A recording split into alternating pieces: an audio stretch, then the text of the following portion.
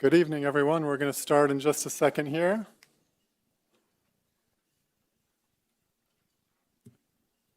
Thank you all so much for joining us tonight. It's great to see and hear the jingle of medals back there. Looking forward to some celebrations tonight. So we will call to order the Marble Falls Independent School District Board of Trustees meeting for Monday, September 15th at 6:01 p.m. Roll call. We have all members present. Good to see you all. Thanks for being here. For our invocation tonight, we're going to have Mr. Pastor Weems in just a second, if you want to make your way to the lectern, and then the pledge to the flags by Mr. Nauman and vision statement by Mr. Boshiers.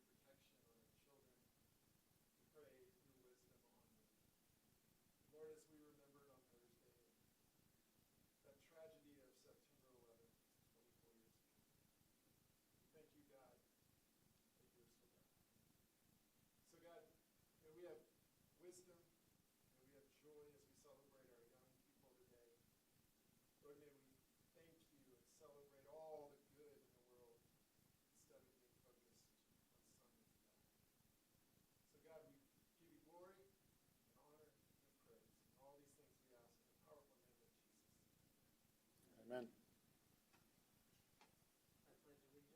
To the flag of the United States of America, and to the republic for which it stands, one nation, under God, indivisible, with liberty and justice for all. Honor the Texas flag. I pledge allegiance to thee, Texas, one state under God, one and indivisible. Marble Falls ISD has an unyielding commitment to love every child and inspire them to achieve their fullest potential.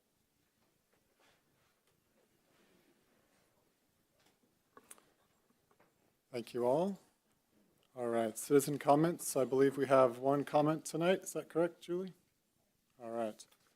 So just a reminder on citizen comments, we have 3 minutes per comment tonight. That's our standard, is 3 minutes per comment. And I will keep time up here. And this is tonight. The last name is Morrison, is that? Michelle Morrison. Awesome. If you'll make your way up to the podium. So I'll keep time. I'll give you a reminder and let you know when we got 1 minute left. And thanks for joining us tonight. And feel free to start when you are ready.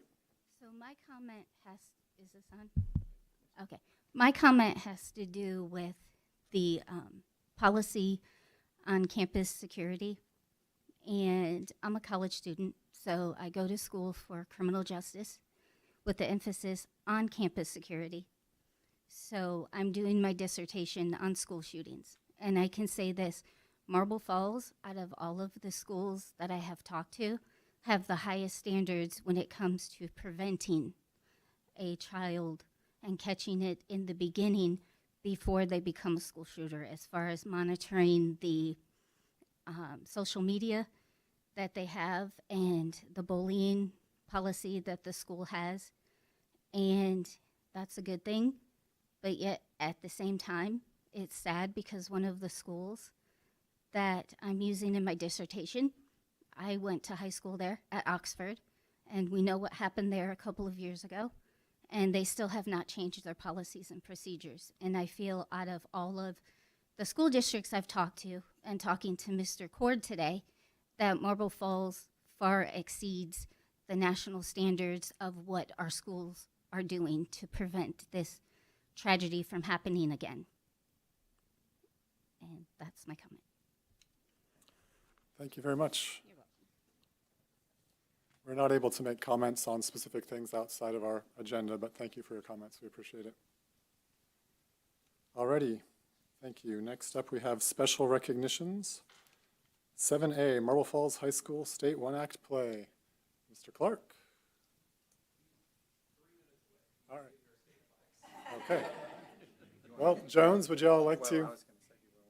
Or we could actually, yes, that's right. We'll move on to 7B, and we'll come back to you in just a second. 7B, Spotlight on Excellence. Dr. Gassaway. All right, Miss Jet, come join me at the podium. You know how this works. So before you hit play, y'all, we're so blessed to have Gina, and it's so many times it's the giving, and just with nothing wanting in response, no desire to have anything back. Just we'll give you the shirt off her back if that will make life better. And so I was really excited when I had two of our administrators that nominated her for the September Spotlight. So let's play that video. It is September, and we're talking Spotlight on Excellence, and you have somebody in mind. Tell me who you have in mind. It's my honor to nominate Gina Jett as our recipient for the Spotlight on Excellence. Even through the hardest of times, Gina continues to just be a beacon of light for our district and has positivity in everything that she does. Most recently, she was instrumental in creating just an unforgettable convocation for us, and from planning the details to helping to write the lyrics for our first ever convocation karaoke. It was just, it brought joy and just so much laughter for the district. And I just feel that Gina embodies excellence in everything that she does. And we're lucky to have her in Marble Falls ISD. I agree with you completely. Thanks for nominating her. Absolutely. Shanna, here we are. It is September, Spotlight on Excellence. You've got somebody in mind. Tell me who you have. Gina Jett. I love her. She has a great, deep dedication to this district. She helps students, she helps families, she helps employees, and she always has a positive attitude. That positive attitude permeates everything she does, and people just feel inspired when they're around her. That contributes to her excellence and to her leadership. I agree with you completely. Thanks so much for nominating her. Here we are. It's September, and I will tell you, you had a lot of people just have month after month talked about what a spotlight on excellence you are. Aww. And how you bring love and care and generosity and a warm spirit every single day, no matter what God throws at you, you bring your A game. And you have been nominated by two of your colleagues as our Spotlight on Excellence. And so you are it. I'm so excited to tell you that. And so just, this is your moment in the spotlight. Like, you bring your, what's your why? Why do you do this? Oh my gosh. I say this all the time, but I can't believe this is a real job. Like, I get to come to work and spoil people who are educating our, future leaders of our community. And I get to help kids go off to college, and it just feels like it matters. And I've never had a job like that where I feel like coming to work every day, like at the end of the day, I'm like, okay, I might have helped somebody along the way. So that's awesome. But my why, I just love kids. I love our teachers. A lot of teachers poured a lot into me in this community. So it's really a full circle thing for me to be back here. I never really thought I'd be back in Marble Falls. I think a lot of us boomerang back, but it's one of those things that I just had teachers who really impacted me for the better throughout my schooling in Leander and then here in Marble Falls, who, I just feel like we should be supporting them, and they get support from the district, but I think they have great things on their minds. I'm rambling so much. Oh my gosh. Great things all the time that they're coming up with, and they're doing so much with so little. And it's such a cool thing to be able to help them, do the things that they dream of that sometimes they can't do. Well, I will tell you, I've worked with a lot of Education Foundation directors throughout my time, and your kindness, your warm spirit, your just generosity just exudes, and you do such a great job working with our staff, working with our kids. And so I'm So excited sweet. that we're getting to honor you as our September Spotlight on Excellence. Thank you. Congratulations. You guys are so sneaky. Thank you. I appreciate it. So, Gina, a little something for you to put on your desk. And then this is something you can take home and make Justin put on the refrigerator. And so let's get, oh, there's Sorrel. He's going to take care of it.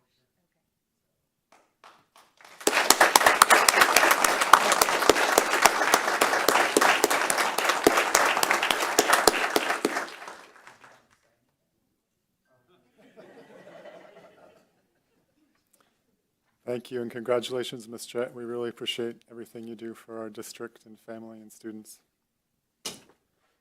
We will now return back to 7A, Marble Falls High School State One Act play. Mr. Clark, if you would make your way, and cohort. Sorry, y'all. Had rehearsal. So I'm gonna let these line up right here. Good boy. So I'm gonna let these guys introduce themselves really quick, and then I'll give my little spiel. I have a couple of graduates that were able to come with us. That's awesome. So this is most of them, which is awesome. Thank you guys for showing up. I know, like, Elliot came in from UT. He's rocking and rolling at UT. So I'm going to let them introduce themselves. Let's start down over there, down at your end. Emmy?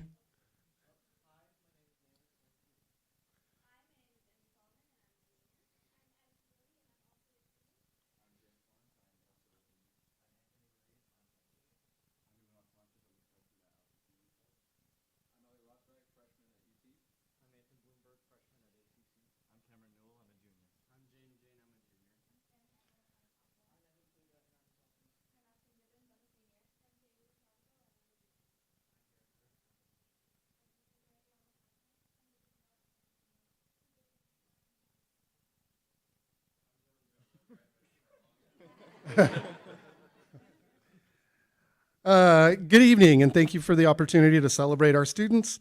Last year's company of Moby Dick Rehearse did something no other one-act play company in Marble Falls High School history has ever done. Not only did they match our best finish with a silver medal at the state contest, but they swept every round along the way. They were named district champions, by-district champions, area champions, and region champions. That marks our second straight district championship, our third straight region championship, and our 8th consecutive trip to region or state. Along the way, students Sophie Reyna, Nathan Bloomberg, Cameron Newell, Elliot Rossbach, Malin Nelson, Anthony Ruiz, Ashlyn Gibbons earned individual acting and technical awards. Another historic record was set by Elliot Rossbach. Say hi, Elliot. See, he's got all that bling. Who won the Best Performer Award at 4 of our 5 contests. In the history of our program, no student has ever received Best Performer more than twice in a season, and many years we've had none at all, making Elliot's 4 awards on the way to state an extraordinary achievement. All of these accolades are remarkable, but what I'm most proud of is how this company grew as people and artists. For years, our program has been recognized for its strong technical elements, lights, costumes, set, projections, and all the moving pieces that make our show stand out visually. But despite those strengths, our crew has rarely been singled out for the Best Technical Crew Award, which has kind of perplexed us because these kids technically do things that you just don't see at a high school theater. They made a commitment to being kinder, more disciplined, and more professional with one another, not just at contests, but every day in rehearsal. Yes, ma'am, no, ma'am, yes, sir, no, sir, that sort of thing. They didn't want to be known only for putting on the best looking show. They wanted to be known as the best company. That change in mindset paid off. And at Region, they were named the Outstanding Technical Crew. Raise your hand if you're one of the technicians. Good job, guys. A recognition that reflects not just skill, but character. I am incredibly proud of the seniors who devoted their high school careers to this program and of the entire company who gave everything they had in pursuit of excellence. As you know, art is subjective, And while the results show a silver medal, I can say with confidence, and many agreed, if you went to the contest, and we have medaled before, and my friends are very honest, and they have said, yeah, we think you're in the top 3, and then we'd get second. Or we think you're going to medal, and we'd get bronze. Across the board, everybody said they had the best show. So I believe that our students delivered the best show at the 4A state contest this past year, and medals and plaques aside, I think that this is the best show that I've been a part of, and I'm so thankful for these guys for an entire semester and for a lot of them years of excellent, excellent work. Thank you.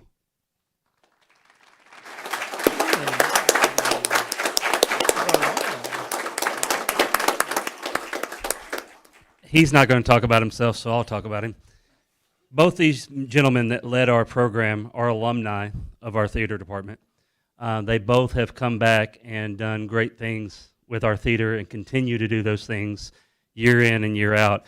And yes, it is about the kids for sure. But the leadership that these two guys have done and the hours that they put in, starting well before one-act play season starts, which I confirmed a couple weeks ago, there's not a real one-act play season. I don't know that there's a start. But like he was thinking about stuff already this summer for next year. And so the work that Jordan and the work that John put in shouldn't go unnoticed and shouldn't go recognized as well. So kudos to you guys.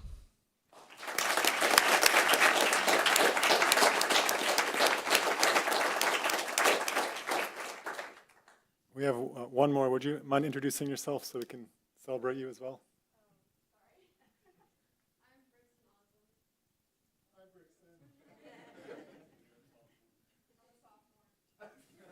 Here, we got her for a couple more years. Thank you all so much. Sherelle, are you going to take a picture of them or try to? Yes, if we can get them in front of us. Y'all stand in front of us. All right, good You job. got to squeeze in though.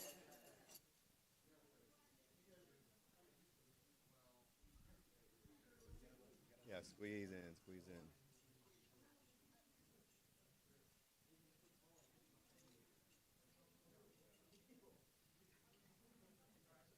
A little more, a little more.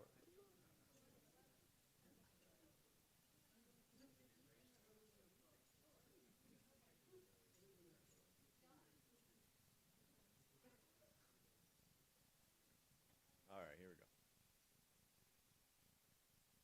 1, 2, 3. One more, big smiles. There we go. Great.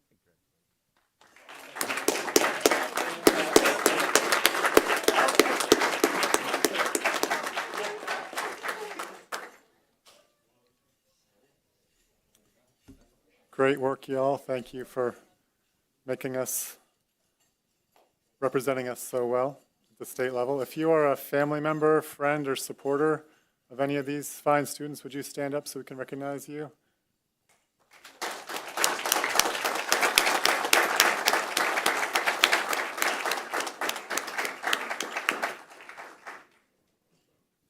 Good work. Thank you all. 7C, Spotlight on Engagement. Ms. Lefflet.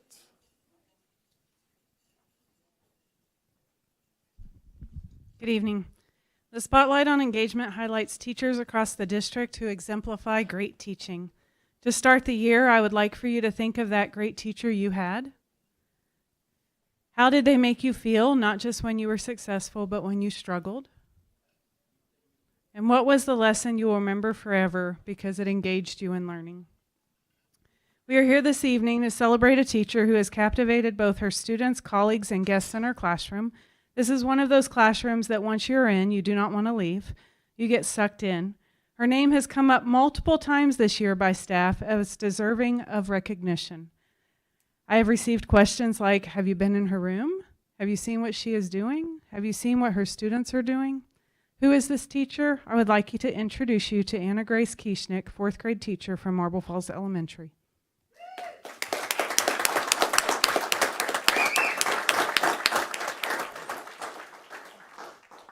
So you get to stand here while I'm going to talk about you for just a minute. So, Ms. Kieschnick is an exceptional educator who's making a positive impact across the Marble Falls Elementary campus and across the district. She builds strong relationships within her classroom. Students feel safe and supported to solve any challenge that comes their way academically. They take academic risks.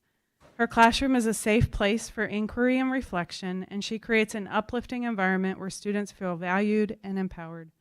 She is vulnerable in front of her students and colleagues, letting them know she is always a learner, because after all, do we really ever stop learning? Her students are constantly learning through ongoing collaboration and positive feedback while experiencing well-designed instruction. Speaking of students, I was able to ask a little birdie over at Marble Falls Elementary for some quotes from her students. And so I have, she helps us learn. She has rules, a lot of them, but she is nice. Lots of classroom structure, which is great. She cares about us. We all know she does. She makes us work hard, like really, really hard. And I'm going to be better because of her. Her principal, Kara Gassaway, emphasized Anna Grace always wants to do what is best for all students. She includes all students in her lessons and does her best to have each student actively participate. She always has a smile on her face and gratitude in her heart. Her kindness and positivity spreads across her classroom, her school, and the district.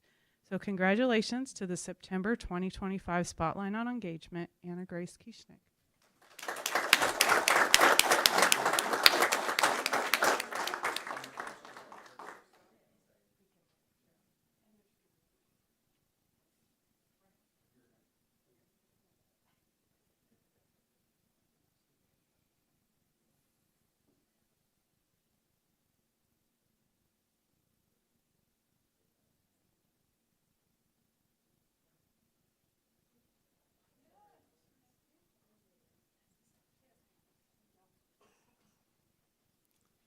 Congratulations.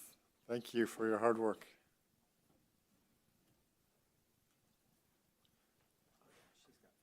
If you are a supporter, family member, friend, would you stand up at this time so we can celebrate your role?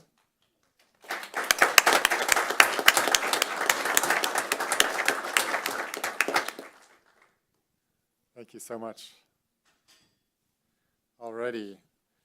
Information items tonight, we have general fund summary, expenditure report, special awareness dates, 2025 STAR report. Any questions from the board on any of those? Dr. Gassaway? Well, as a matter of fact, and I'll just use this as a chance to say to anybody who might want to sneak out while I'm reading our special awareness dates, this is a great opportunity to sneak out the door, except principals or MFISD admin. Texas First Responders Day is September 11th. Texas First Responder Day in honor of the bravery, courage, and determination of Texas men and women who assist others in emergencies. September 11th, to commemorate the events of September 11, 2001. In each year, that date falls on a regular school day. Each public school and secondary school shall provide for the observance of 1 minute of silence at the beginning of the first class period of that day. Constitution Day is coming up on the 17th. A district that receives federal funds for a fiscal year shall hold an educational program on the United States Constitution for the students served by the district. And then Celebrate Freedom Week is the week of September 17th to educate students about sacrifices made for freedom in the founding of this country and the values on which this country was founded. Oh, I apologize, there is one more. The last Friday in September is American Indian Heritage Day in recognition of the historic, cultural, and social contributions American Indian communities and leaders have made to Texas. Thank you. Thank you. Item 9, we have a public hearing tonight. The first report from Mr. Orr. As this is a public hearing, we will start the public session at 6:25 p.m. Okay, thank you. I did make copies. They're over on the table if anyone would like. If I didn't make enough, it's because the color copies cost 7 cents a page. So just to keep that in mind, you guys. So each year, the Texas Education Agency has what they call a financial integrity rating system of Texas. They grade us on about 20 different items on our financial statements. Tonight, I'm going to go over these. I'm not going to read every one of them, but the first four, if you do not pass those, you get a 0 on the report. We did get a superior rating. We got a score of 96. The first four, did you turn your audit in on time? Was it an unqualified opinion? Did you make your bond payments on time? And did you pay the TRS and the IRS on time? So we passed all of those. The next one is it's basically the net position. Did you have a negative fund balance after you take all the TRS negatives out of it, and we passed that one. So on number 6, it's how many days how many days of fund balance do you have, or is it 25% of your, what is it, over 3 years? Did it go down? It didn't go down. It went up 1.5%, our fund balance. We also have 108 days of cash on hand. And I want to give this to you in perspective. We've been talking about changing the fiscal year, and so some of these will change. We'll lose some points on some. If we do that, we'll gain some points on some. This one, that 108 days would go down, but our fund balance is not going to go down enough, so we'll maintain on that one.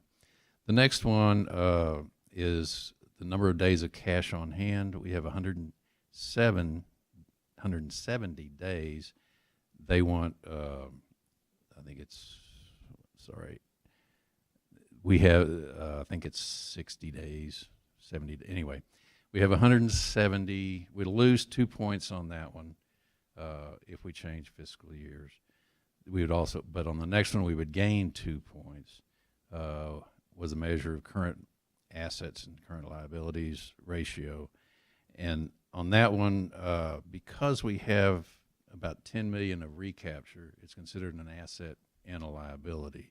The reason it's an asset is because we pay it in August.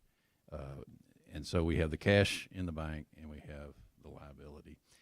When you take those two out, we could gain 2 points on that one. That's the one where we lost 4 points on this, so we would gain on that. In all, we're going to break out about even. I'll have a more detailed look at that in the coming months. Did the school district general fund revenues equal or exceed the expenditures? And it did, so we passed that one. The others, on number 12, we will probably lose 2 points on that because we just sold our bonds. It's a ratio of our debt versus our property values. So our property values will go up a little, but our debt, right after you sell, it's hard to keep all of those points, but it'll gradually, we'll gain those points back. The others, did the number 14, did the school district have a 15% decline in students? We did not. So we had points on all of the rest of them. Number 16, we passed that one. Did our PEMS validations, did what we send in on PEMS match what was in our audit report, things of that nature. 17 and 18, were there any problems in our audit report, material weaknesses or material noncompliance? And then did we make all of the required postings? All of these, it's amazing how they'll change with the fiscal year, but like I said, in the coming months, we'll be going over those. Did we have budget hearings, and did we set up a payable for if we owed the state? And we always do that. So, are there any questions? Any questions from the audience? No. All right. Be glad to answer them. Questions from the board? This is a public hearing. If there are any questions from the audience, this is one of those rare opportunities to speak. All right. Thank you, Mr. Orr. Thank you. We will conclude the public hearing at 6:31 p.m. Thank you very much. That brings us to item 10, presentation discussion items, possible action. 10A is baseball facility update. Mr. Whittle. Hey, good evening, board. This is presentation only. We are excited. We have representatives from Pfluger that are with us tonight, and they will walk you through update on the work on the baseball facility. I will tell you that we started work with Pfluger for pre-bond planning, and so the majority of that work was pre-bond planning, as I said. And so we had an idea of the different items that we needed. We had an idea of where the baseball field would need to go, but the real work did not start on this until after the bond passed. And we've had 4 different meetings with Pfluger and the district and all of our representatives. We've had 4, and we've done 2 different tours. So June 2nd, we did our first tour, looked at baseball and softball fields, and then had 2 meetings in June, 1 in July, and then a final meeting August 20th as they were completing those construction documents. And then Coach Timmerman, myself, and Mackey also met with them September 3rd and went and looked at specifically toured just to look at turf and a variety of different turf that we are wanting to go with. And so it's been fun to work with them. I'm excited to have them come forward. We have Ann Scott, who's kind of been in lead with architect, and Dwan, Scott, and Tavo, who are here with us tonight. So I'm going to turn it over to them.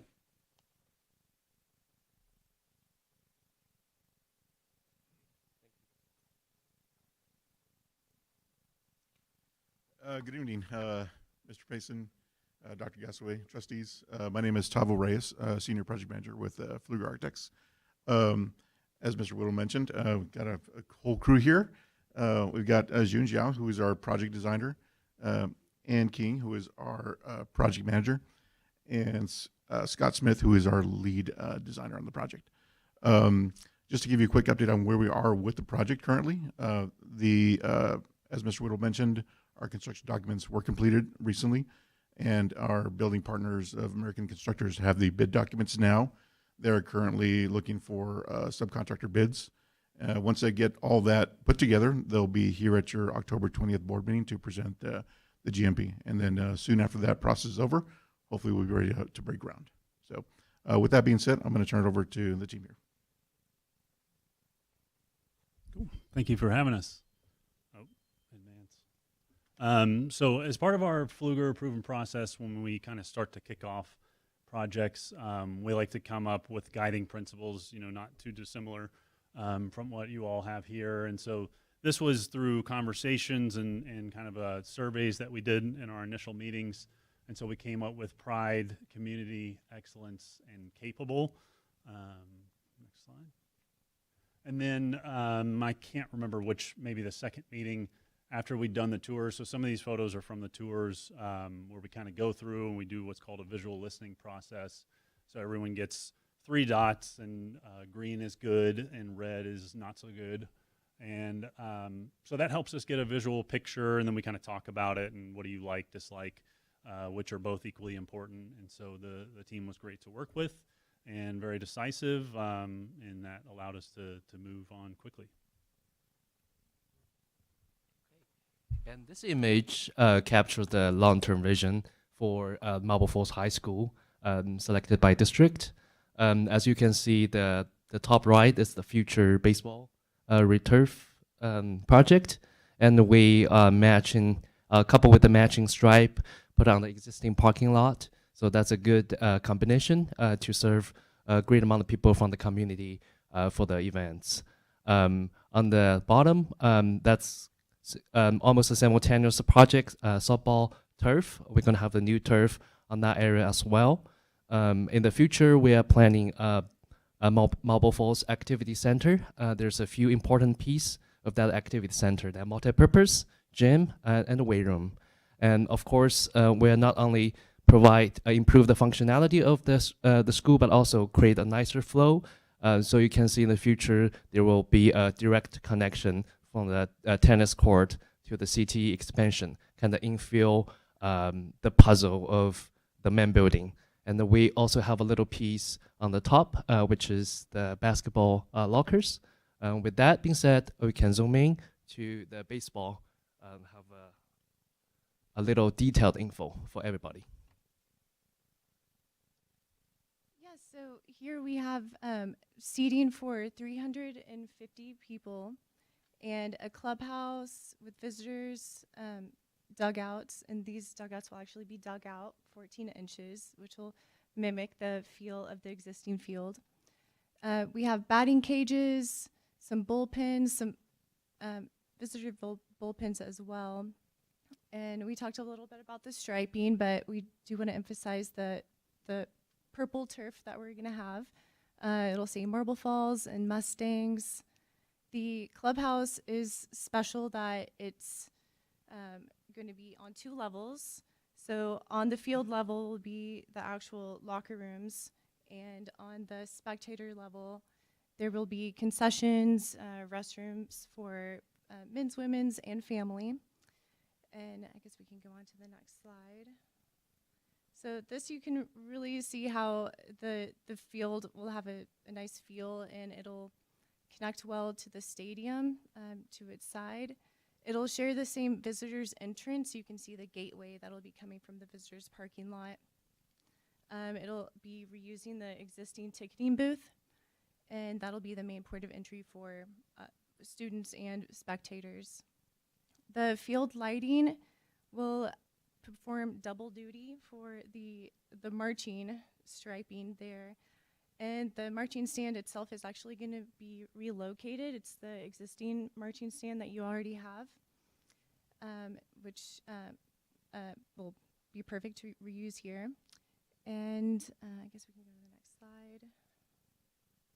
One thing I want to mention here is the orientation of the baseball. It's facing north, which is the prime orientation. And also we want to take advantage of any space we can branding the school, the district. As you can see, you can a lot of purple popping on the baseball, but also the building as well.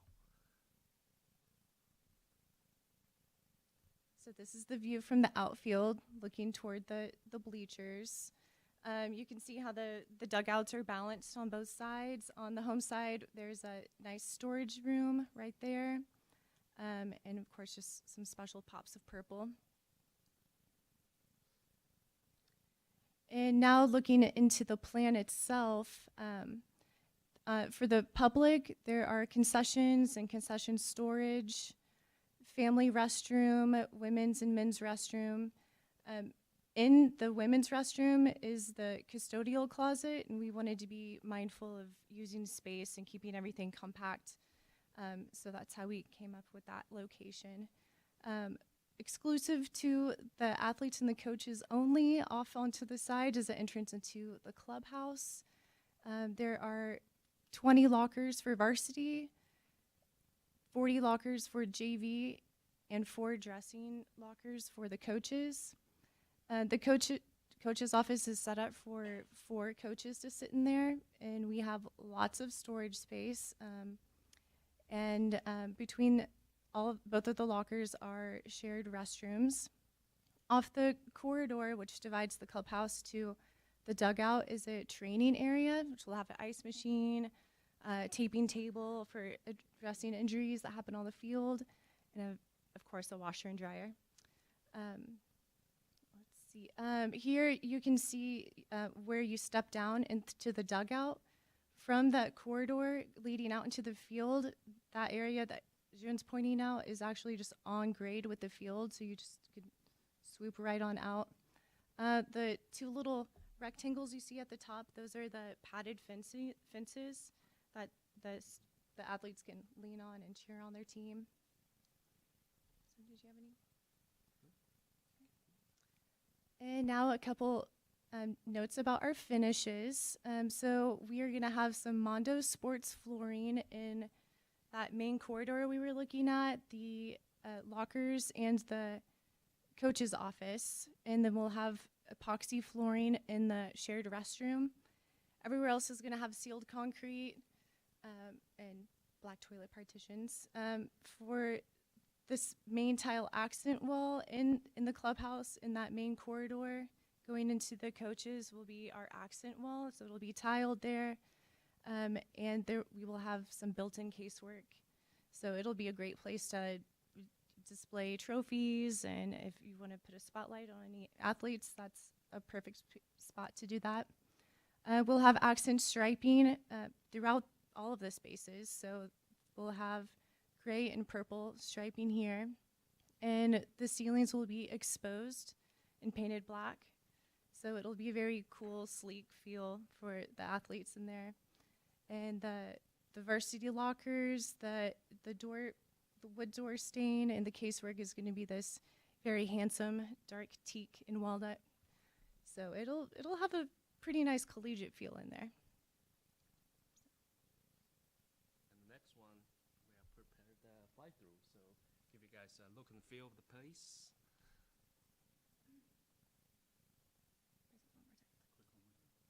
Here we go.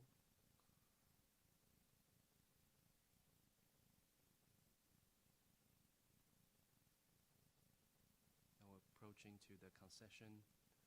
As you can see, the Marble Falls nest-stand of a 2 batting cage. Everything is turved.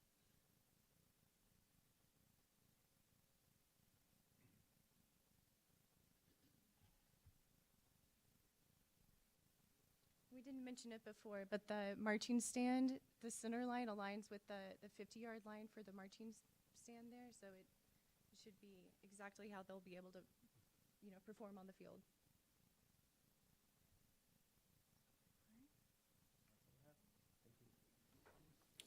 Thank you. Any questions from the board?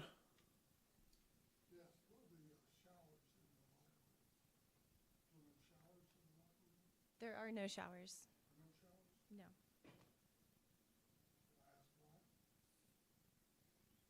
It was not requested by the district. That was during our conversation. Stan, feel free to jump in. Like, as we were talking, that most of the conversation that we had was that there was not a need for showers in the locker room. Mackie, Stan, jump in. Yeah, I mean, talking with coach and the players, they really don't take the showers for baseball, and after practice they go home after school, and so they when the need for them to push forward. The spacing also takes away from a lot of what is necessary, which is the toilets and stuff for those boys. And so that ends up eating into back in the concessions, the other part. And so when we talked about whether or not we felt like those were necessary for those guys, most of them don't shower after practice, and most of them are not.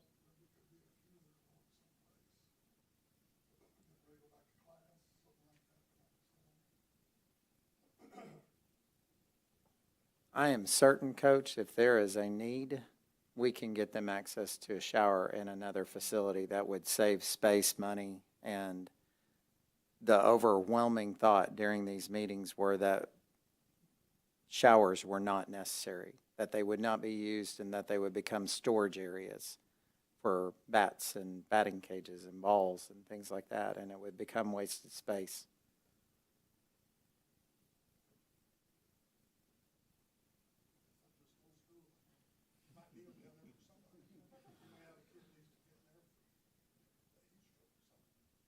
Well, we do have the training area that we're gonna have.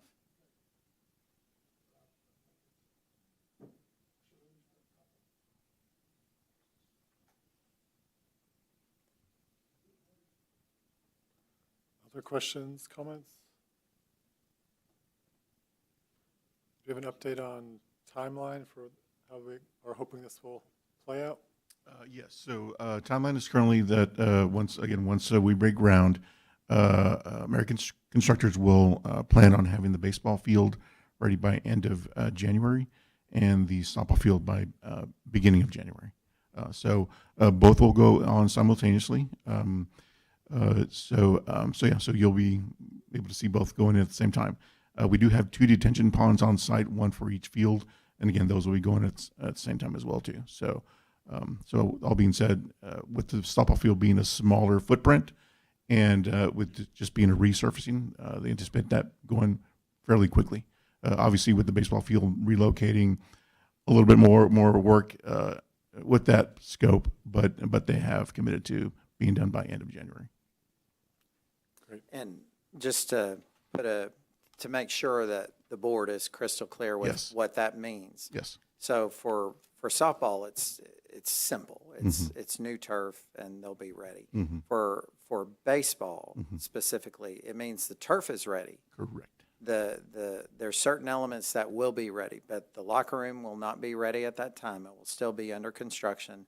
The stands will not be in at that time. We'll have parents bring in chairs to sit in until we have it ready, but it will be a very playable field. Correct. The field will be ready to play. Yes, it is a very tight timeline. So unfortunately, the contractor did say there may be some things that may not be ready that support the field, but the field itself will be play ready. Yes.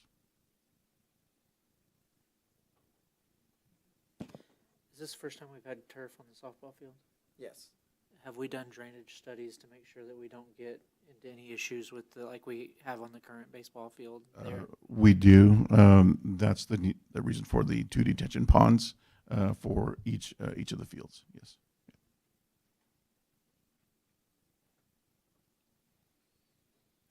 And this is first read, so we'll be coming back. We're not coming back. The next time we come back will be, there is no approval needed on this.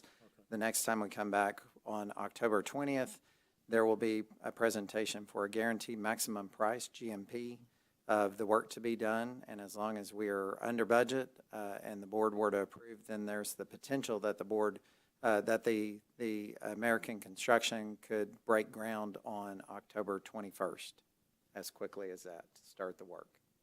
Okay. Any other questions? All right. Thank you all for being with you. Thank you for your time. Appreciate it. Thank you. Thank you.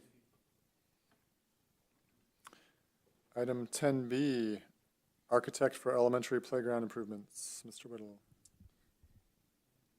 Yes, we are excited to get to work on all 4 of our elementary playgrounds. That is to make those playgrounds more up to date, more inclusive, and ADA accessible. And so, what we are asking for tonight is for us to move forward with an architect. We're bringing Corgan. Corgan has a lot of experience in elementary architecture, but specifically working with playgrounds as well. And so if Corgan were selected, approved tonight, they would begin work immediately. And so they would visit each of our 4 elementary school playgrounds, and they would be a huge part in that, in just identifying the scope of work for the projects. They would be the ones that would work on all of the contract documents, construction documents.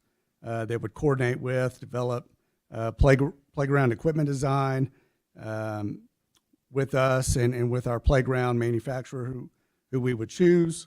They would develop the contract documents for procurement of work for the school district, and they would see that through as far as construction administration. So schematic design, design development, construction documentation, and then they would help with bidding, contract negotiation, and then construction administration through the design of all of the elementary playground upgrades. That fee for an architect for this is 5.5% for Corgan, which comes to $209,000 for the soft cost for architecture fees associated with our elementary playground improvements. And we actually have Aaron, who is the senior project manager with Corgan, who is here tonight, and is ready, willing, and able to answer any questions you may have. Questions on the playgrounds? There we go. Hey, Stan, how was Corgan selected for this?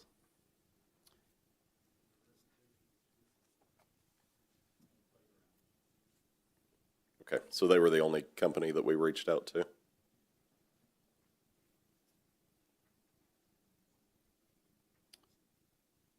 Yes, Mackey has is confident with them, is comfortable with them, and worked through that process and then brought them forward as their recommendation. Just seems like on something like this, we should at least maybe reach out to a couple to, try to get the most competitive pricing. No offense, ma'am, I'm sure y'all are fantastic, but just, seems like maybe we should at least reach out to a couple to where we have an idea of like if pricing's competitive or not. That's just my opinion.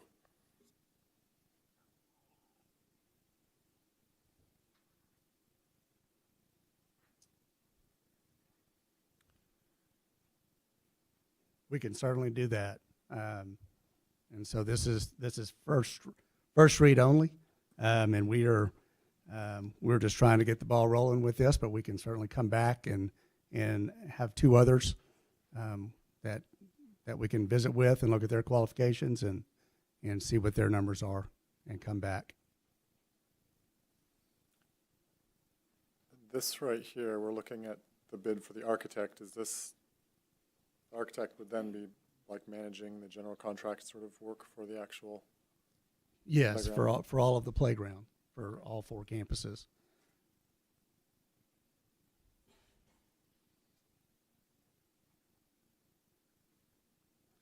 They would be very similar to, yeah, please. Hello, good evening, everyone. My name's Erin. I totally understand your questions. I think a couple of the other clarifications that Mackie had walked with us when we went and did a initial visual survey of your campuses was you do want to get this project rolling. You don't want to wait until the summer to try and cram all of your projects into one 12-week period. So part of our fee would also be managing the phasing and making sure that we roll those out to make sure that there's as limited impact on campus operations, but also getting those playgrounds installed as soon as possible. Just wanted to clarify that that was part of the fee. And yes, we would manage the construction process. Thank you.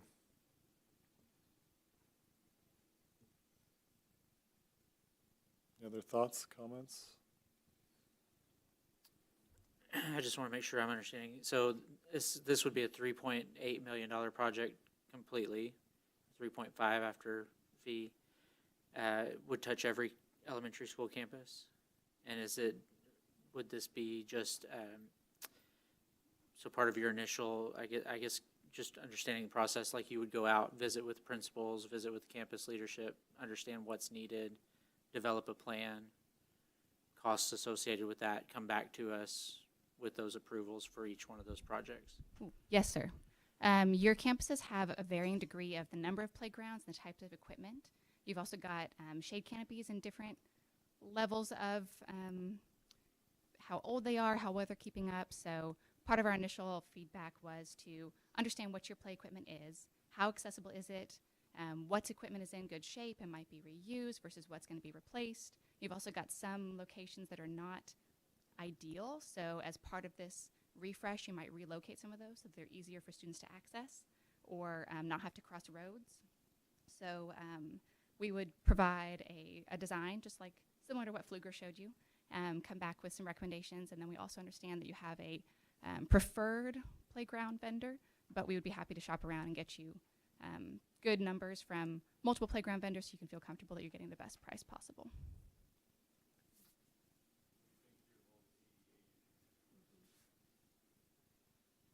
Yes, and making sure that all the equipment has accessible components that you have, every student is able to enjoy the playground and have that outdoor access.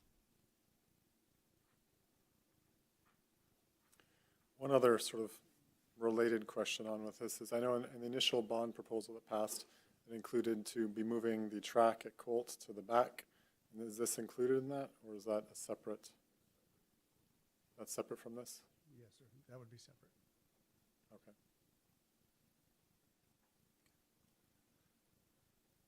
All right.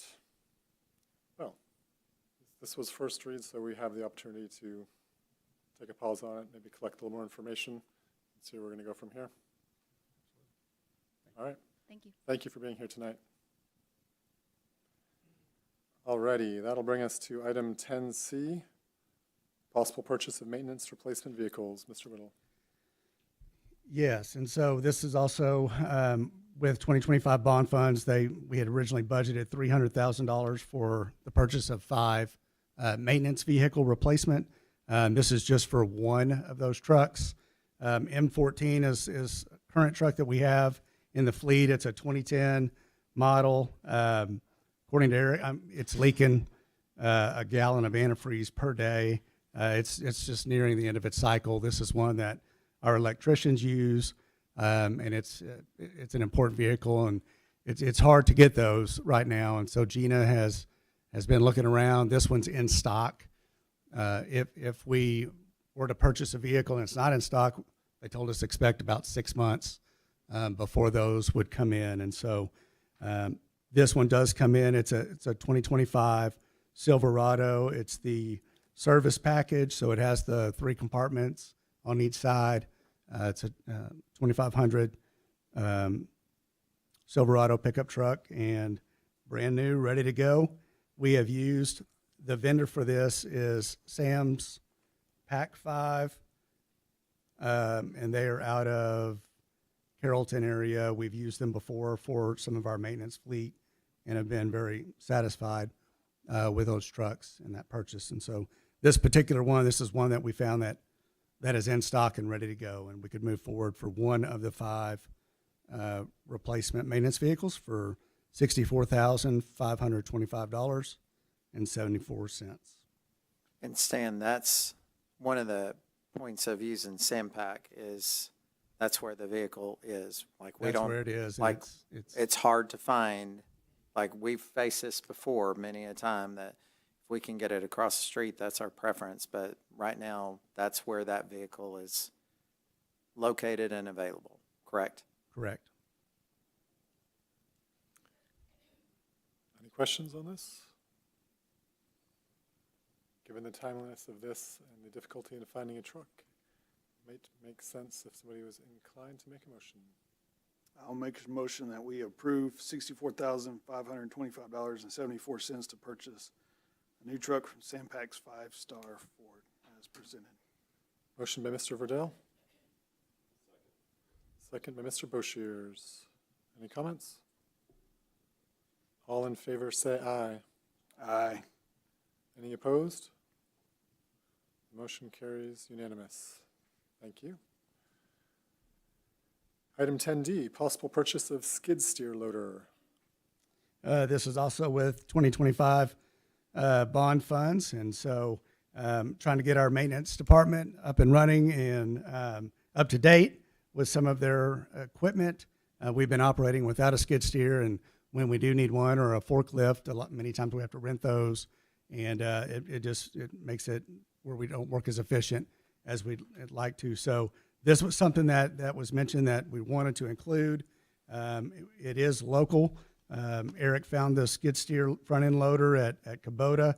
It also comes with, I think, six different attachments, and so one of those would be a forklift, and then just your variety of different attachments that go with that can help with fence installation, maintenance, parking lot cleaning, concrete mixing, scrap iron loading, grounds maintenance. They are just a tremendous help to get the big work done that's needed. This particular, we had budgeted for $120,735 for a skid steer. This one comes in at $80,412.06, and so that would be a savings of $40,323 under budget for the skid steer from Kubota with the attachments. And that is in stock and ready to go if approved. And we have not had one in the past, correct? We have not had one in the past. Any questions from the board? I just have a request, and I don't want to lose my Texan card for this, but I think in my brain I know what a skid steer looks like, but if you could just attach a picture if it's something weird like this, skid steer, like I think I know, but. Kind of has the tank-looking tires on it, and it's big. and It's not too big, but yeah, it moves around with a joystick. It's got a front bucket, and then you could also have a different attachment Kind of like that. on the backhoe attachment as well. Looks kind of like this. Gotcha. Okay. I'll admit I looked it up too. All right, if anyone would like to make a motion, or we can hang on to later. I'll make a motion to approve the purchase of a skid steer and attachments from Ewell Kubota in Marble Falls for the amount of $80,412.06. All righty, we have a motion. Second. All right, any discussion? All in favor, say aye. Aye. Any opposed? Motion carries unanimous. Alrighty, item 10E, possible purchase of custodial equipment. Yes, and this was also budgeted for in the 2025 bond. Actually, originally we're thinking that they had wanted a robotic floor cleaner that priced out at $76,000, and so Eric and Beatrice, who is our custodial supervisor, have really just taken a hard look at all of the inventory district-wide within our custodial department, and thought that we could use that money better than just one item for a robotic floor cleaner, and rather get a variety of different items. And so they have done that, and they've looked at getting us equipped at multiple campuses. This particular purchase would be for over $25,000. That's why we're bringing it to you. It is 3 advanced rider floor scrubbers, 2 slow speed buffers, 4 carpet extractors, 6 wet dry vacs, 3 air movers, 3 electric burnishers, just a variety of items from Buckeye as the vendor that we use for custodial supplies. And that came out to a total of $51,253. The original budget was $76,000 in the bond for the robotic floor cleaner, so that comes out to a savings of $21,563.04 under budget for that. And they also have a variety of some other items that they're going that they will purchase that are all under $25,000. That's going to get our custodial department up to speed, and they are extremely excited about the opportunity that this bond has brought for them in both maintenance and custodial.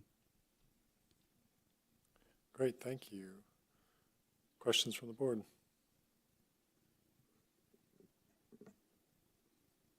Do we have, I guess a question, do we have enough of these things at each campus? Like, there's only 3. Do we need one for every campus?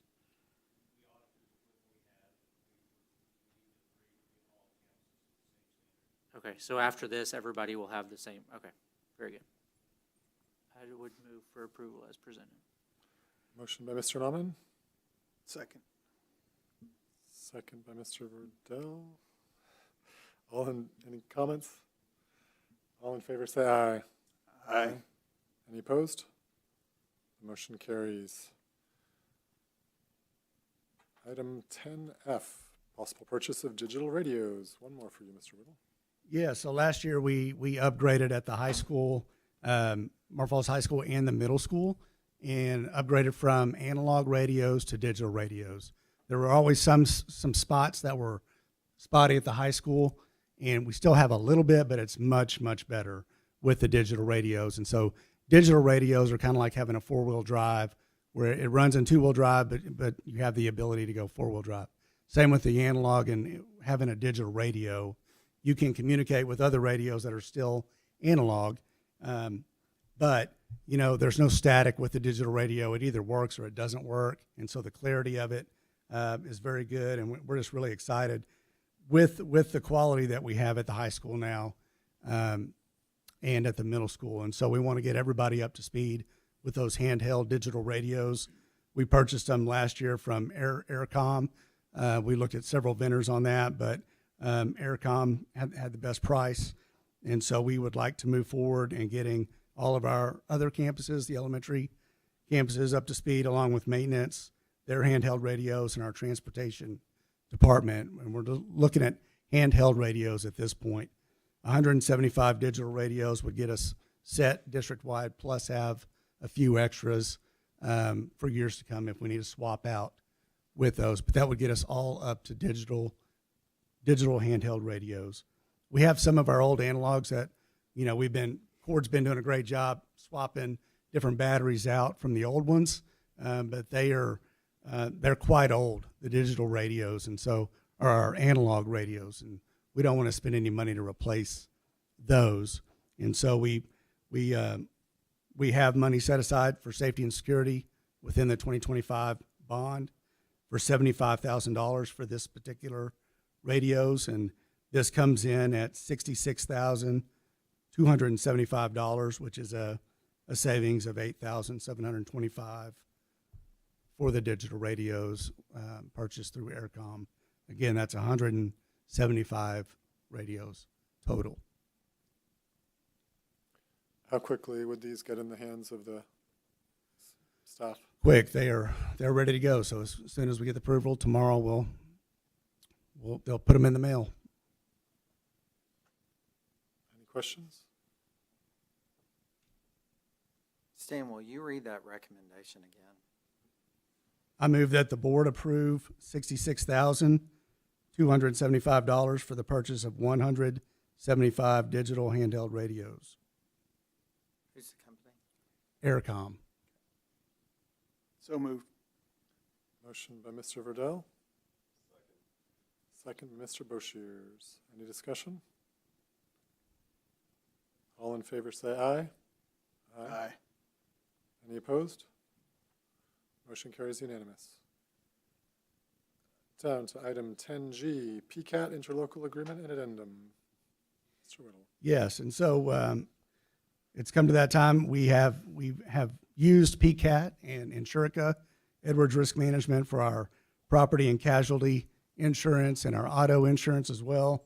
And so that is set to expire soon.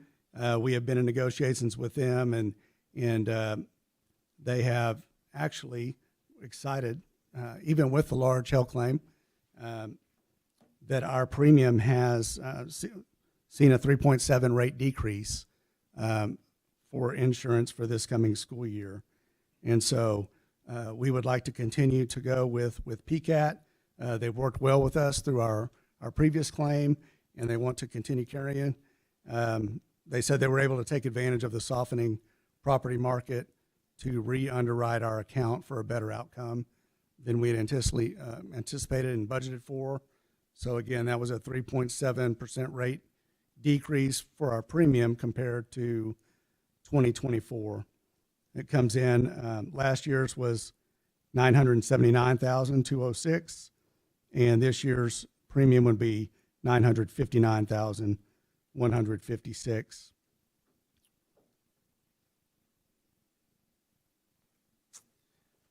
We have an interlocal agreement with them, but we also have a 3-year addendum where we could lock in with them for 3 years.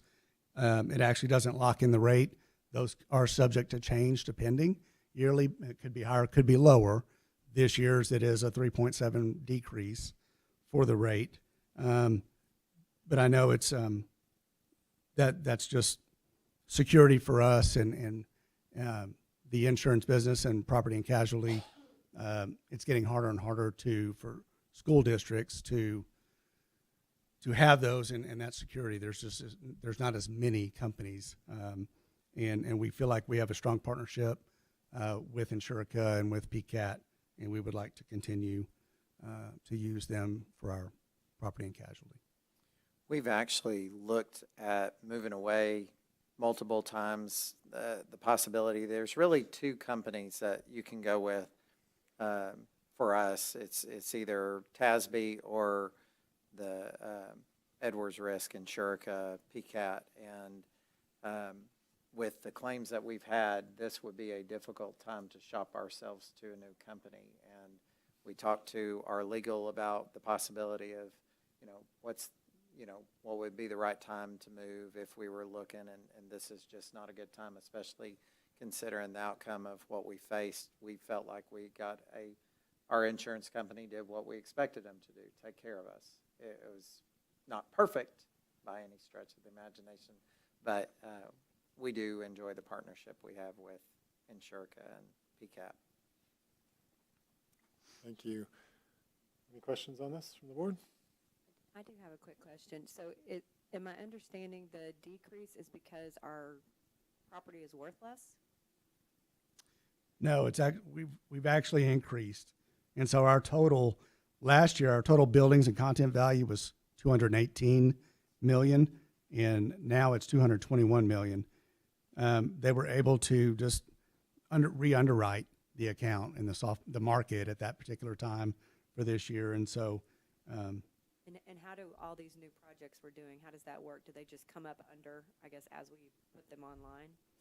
yeah, I'm just communicating with them as they are finishing up, just so that they can update our property value, and then we're also potentially to see some of the, we got actual cost value, and so there's replacement cost and a certain percentage where we may get some of that back as these roofs are being completed. And so I'm working closely with them throughout the project. One of the things that Stan, Eric, Gina, Solozano do every year about May is they review all of the properties we have that are getting priced out, all of the buses, all of the vehicles, and that data is what they use to go see what they can do to shop around and get us our rate.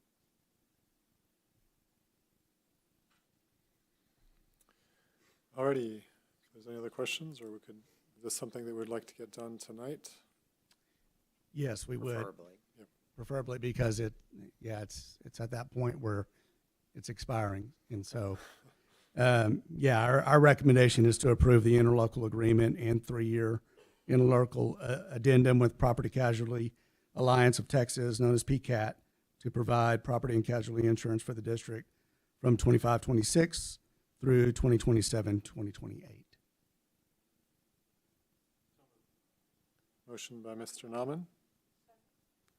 Second by Ms. Tubig. Any discussion? All in favor say aye. Aye. Any opposed? Motion carries unanimous. Thank you, Mr. Whittle, for those many items today. And that brings up item 10H. Mr. Fink, your turn for the fun. Good evening. All right, so I believe the first thing, the student Chromebooks. So we are currently at year 5 on our student Chromebooks. They've held up fairly well, other than battery issues. Once you get to this length of use, with the students not plugging them in when they should, or leaving them plugged in all the time, it tends to kill the batteries. And we're starting to replace a lot of those more and more as we go throughout the school year. So I worked with Dell. We actually looked at Dell and Lenovo for the student Chromebooks, but Dell came in with far better competitive pricing than I was expecting. I was expecting, I believe, to pay roughly $375 per Chromebook, and that was with the case and our standard 3 years accidental damage protection and touchscreen for the student Chromebook. They came in, if we didn't do touch, which we don't have touch right now, it's secondary, they came in roughly around $275. Adding back in the touch, and then also upping the memory from 4 gig, which is what we've always had, to 8 gig. They came in right around $323. And then, of course, $1885. They came in really low on the cases as well. I was expecting around $22, $23. So total cost is $341.85 per device. With 3,800 devices, that came up to $1.299,030. That's roughly $120,000 under budget. And this will cover all secondary and elementary Chromebooks. How long does it take to deploy 3,800 Chromebooks? Honestly, it doesn't take that long. When we look at the secondary level for middle school, high school, I mean, that's roughly a little over 2,000 Chromebooks. It takes about 4 days to do that. To ask that same question differently, what's your deployment plan once we receive these? Sure. So what we'll do is we'll receive these in, and we'll store them at the at the technology center. And the plan is to have them to deploy at the beginning of next year. And we'll probably start replacing the elementary carts as well, because we have all new carts for the elementary Chromebooks. But then as the students bring them in to be repaired, especially if they don't have insurance, we'll start pulling from that new stock and deploy them that way as well. So these have 3 years of accidental damage protection. Can you explain like what is different than that from between that and the insurance that the kids Sure. are, right? The families buy insurance as well. Absolutely. So the accidental damage protection that we purchased from Dell, and I like to try to get at least 3 years when we do the first purchase, that allows one free repair from Dell per year.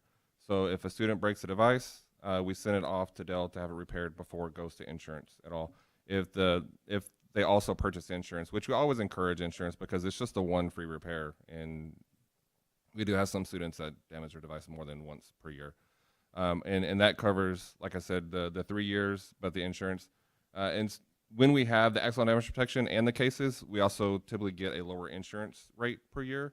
So that'll probably come down to around $20, if not maybe a little bit less. Correct, yes.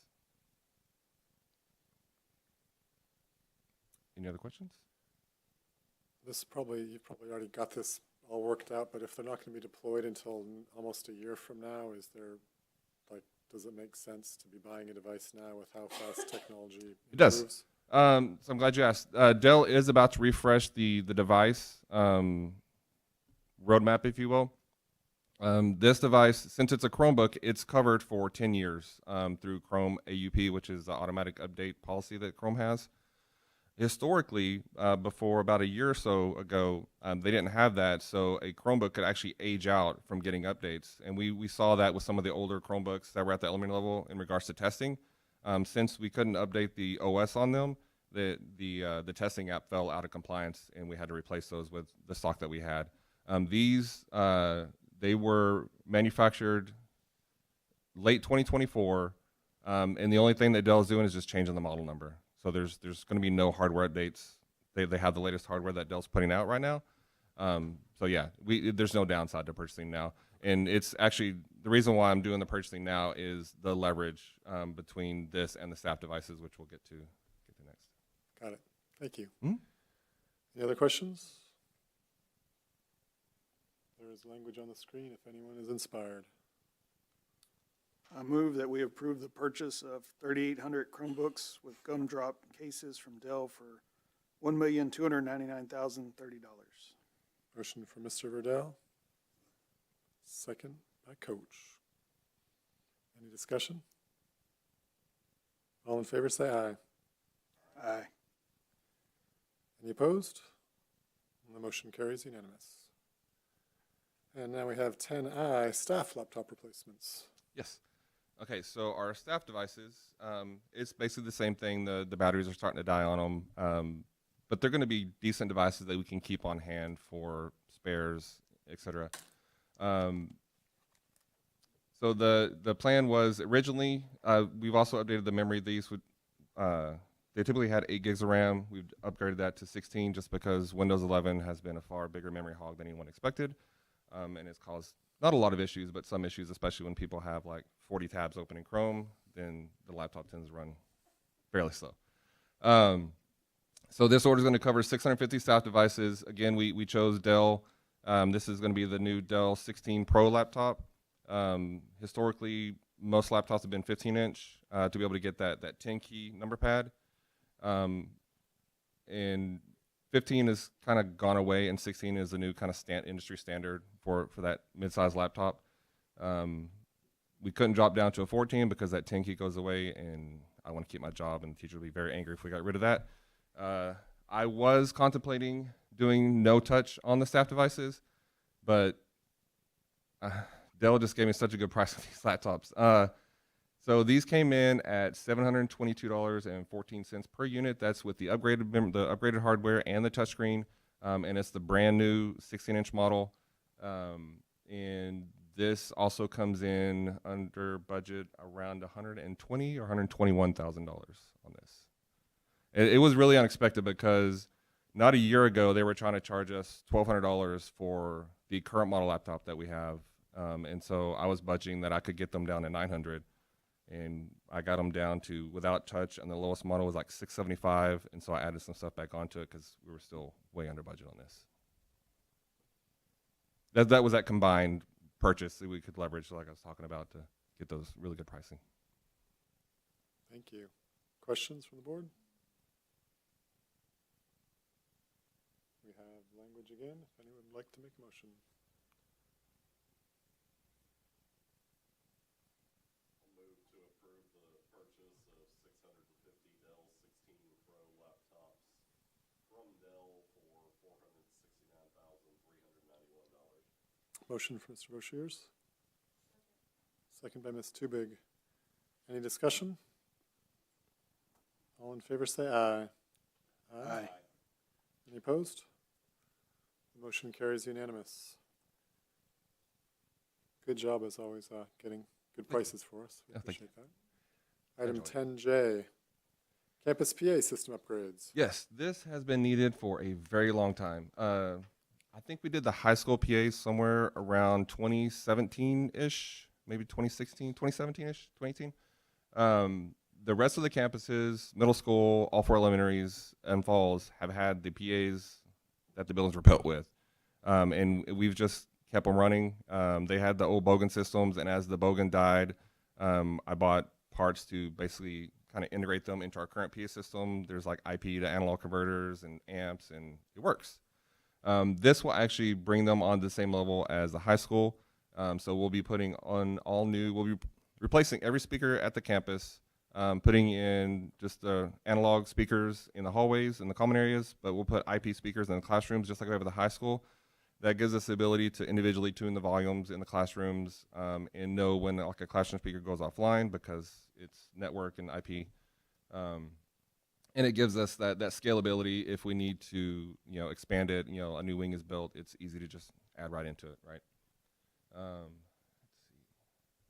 That's pretty much it. I mean, everyone knows how the high school PA works, and this is going to be no different. And it's a really good system. What do you have budgeted for this? So this comes in under budget, $2.02. But remember, I saved $250,000 on the laptops. This comes in at $2. This was actually pretty far over budget with initially with the cost of tech and the tariffs and this stuff coming in overseas and stuff. And the IP speakers are really proprietary. There's not a lot of players in the market, and so there's not a lot of vendors you can buy from, and so they can basically set their own prices on that. And so the first time it came in, it was, I don't know, probably close to $500,000. I told them there's no way that I'm going to the board with my track record coming in that high over budget. And so they knocked a bunch of stuff off, and it still came in over budget. And I was like, look, we'll put the IP speakers in the classrooms ourselves because it's literally just replacing a tile and plugging in a cable because we ran the cables years ago in preparation for this. So that knocked a lot off, but they were still like 10,000 or not. Yeah, about 10,000 over budget. And I was like, nope, try again. And then they took enough off to where I was $2.02 under budget. So I was like, I'll take it. And you have a clean record still. That's right. Any questions? And this work will be done after hours on the weekends. And y'all are doing the installation yourselves? Some of the speakers we are. Like they're going to handle all the wiring of the hallways and all the outdoor speakers and hallway speakers, and the classrooms are just pop in and plug in and done. Got it. There is language on the screen. If anyone would like to make a motion.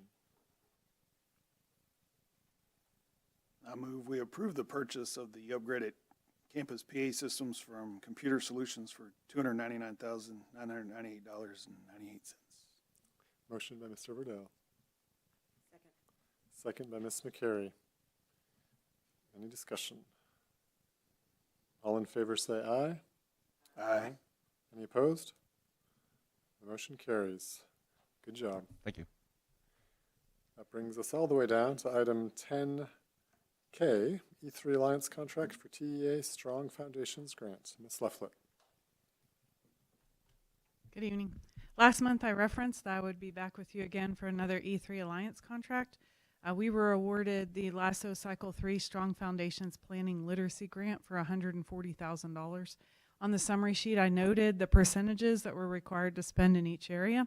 So right now the exact 50% percentage is what's stated in the statement of work for some of the exact grant work that needs to be done, which includes professional learning over, they're called RBs, it's research-based instructional strategies for literacy, and then to develop an instructional framework for literacy with a literacy leadership team. We already have the majority of that team in place. They met last week and they're part of our new item review committee for assessments in the area of reading. And then also to look at high quality instructional materials, which aligns with TSL that we're involved in with Dr. Gassaway, as well as aligns with the other work from the instructional leadership grant that we have. And so for this grant, you have a statement of work for 50% of the grant funds, which is $70,000. There's another 20% of the grant funds that can be used either for the approved provider or for like to pay part of the salary for the grant managers or things. We're not big enough to have somebody separate that manages the grant. Like who you see in the room is who does it. And so what we are able to do though through this is we are able on that 20% to engage E3 Alliance as needed to be determined as the team meets. And so that's why in this proposal it states for an amount not to exceed $98,000. That's the $70,000 of the 50% and the $28,000, which is that additional 20% of funds to work with them. They've already given us dates to start this work, and the team already knows that they would be meeting. So to start this work, they will meet 2 days in October, 1 day in November, 1 day in December, 1 day in January, and then we'll talk about rollout to the entire district through the spring. The grant, the extra 30% down there, it also covers substitutes, other types of materials. It covers anything outside of the E3 Alliance work that would be under their umbrella. I apologize. This is first read, and even though the quote will not change, I do have to upload a copy of the statement of work to the Texas Education Agency. Their deadline was Friday, but they knew that some districts needed additional time, so we're still in a safe place to upload if it was to be that you did not approve it this evening. So, would it be advantageous? Yes. To be approved tonight? Yes. Okay. I normally am not that blunt, but yes, in this case. And this is grant funded? All grant funded, yes, sir. Great. Any questions from the board? Motion?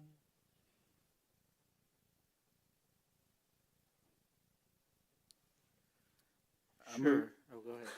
Go ahead. I move that we approve the administration contract with E3 Alliance as required in the LASSO Cycle 3 Strong Foundations Planning Literacy Grant for the 25-26 school year for an amount not to exceed $98,000. Motion by Mr. Verdell. Second. Second by Mr. Nauman. Any discussion? All in favor say aye. Aye. Any opposed? The motion carries unanimous. Down to the last one, item 10L, District of Innovation Plan Amendments. Ms. Leffler. We are here. TEA did not like everything that we submitted, so we are back to discuss the District of Innovation Plan a little bit further. DEIC already has met with the changes. It's really important that we have certain parts of the DOI plan exactly correct. I have consulted with our lawyer and Joey, and so Joey has provided some guidance on here, different from what I had explained to you before. So just to go real quick through the changes, you saw that the changes were in red. One of the main parts on the front of the plan, for instance, if you look at page 12 is one example. Whereas we were leaving things from Chapter 37 in place, Joey's recommendation is to remove the things from Chapter 37. However, DEIC and the DOI committee want it known that they really wanted to have these things, and the state no longer allows it. So there is a statement that says this exemption is no longer eligible due to the actions of the 89th Texas State Legislature, and then it's crossed out. And so we have those cross outs there for you on purpose. You can see that's pretty much all that changed in the original plan. And then when we go to the amended part of the plan, that is where you can see some updates that we have. So the updates that we have are particularly in two parts. One is the grievance part. And so if you will look at let me take you to that page 30 on the changed plan that I sent you. On page 30, it says grievances. If you notice, there are many more citations of the code than we had before. It's important that we have all of these parts of the code. 26.011 is a part that says for grievances at the district must follow chapter 26A. So we have to exempt that, where it refers us to 26A. And then there are 3 parts of 26A that we need to exempt that are listed there. The wording here on page 30 and on page 31 that is in red is directly from our lawyer. Then the little black part at the end is wording that we had. The last part is at the end under library. We had the challenge process and the acquisition policy all in one, and Joey recommended and stated that we needed to break them out separately. Nothing changed on page 33 with the acquisition policy. However, on page 34, under the challenge process, that is new. It's just separating out a separate part of the code for the challenge process and then stating that there's a new one from TEA with lengthy requirements. We have a very robust challenge process, and same wording on that DOI and DEIC would like to focus on transparency of our current process and not burdening teaching and library staff. I do also want to say the challenge process, like I talked about last time, it doesn't only burden the staff I just listed, it puts the challenge process decision in your hands, not in a committee's hand. So by having this exemption, we keep it with a committee of stakeholders, and then we always inform you as we have something like that come up. Are there any questions?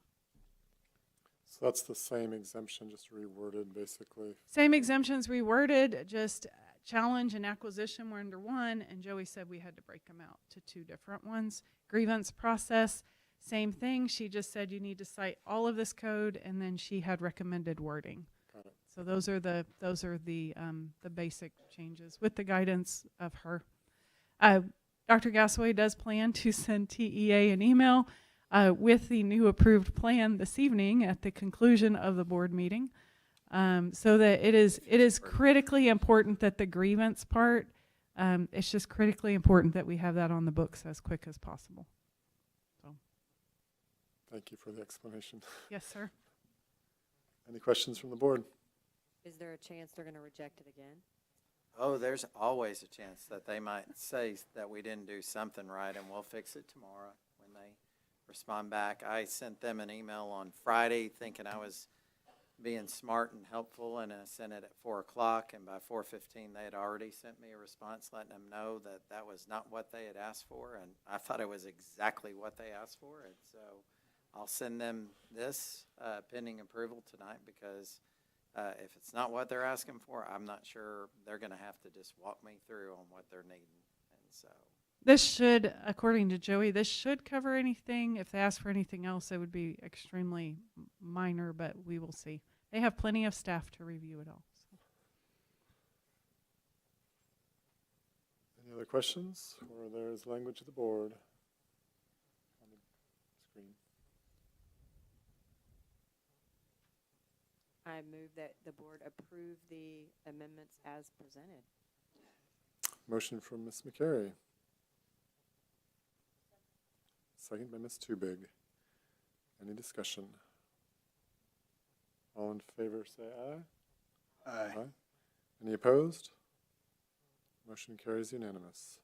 Thank you for working through all of these Yes, sir. fun, detail-oriented things. That brings us down to item 11, consider impossible approval of action. We have our consent agenda, which has 2 items. Item 11A1, minutes from the August 18th regular board meeting, and 11A2, the budget amendment. We can take that as a consent agenda unless there's anything that anyone would like to remove from that.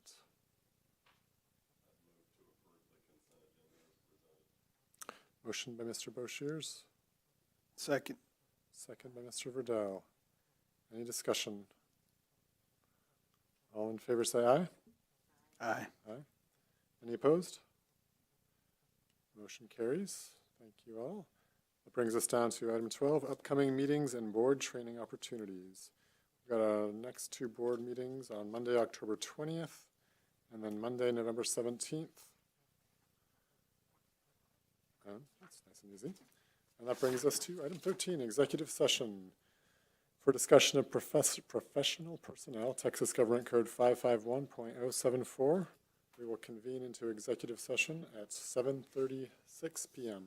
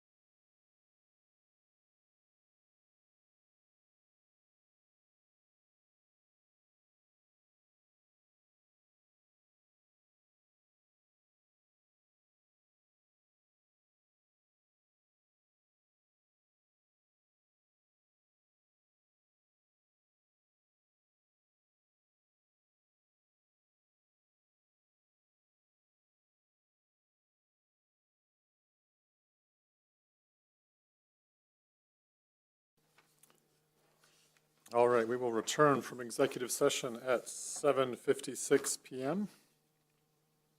Dr. Gasaway? Administration recommends approving personnel as presented in closed session. We have a motion. Motion by Ms. Tubig. Second. Second by Mr. Verdell. Any discussion? All in favor say aye. Aye. Any opposed? The motion carries unanimous. That brings us to item 15, and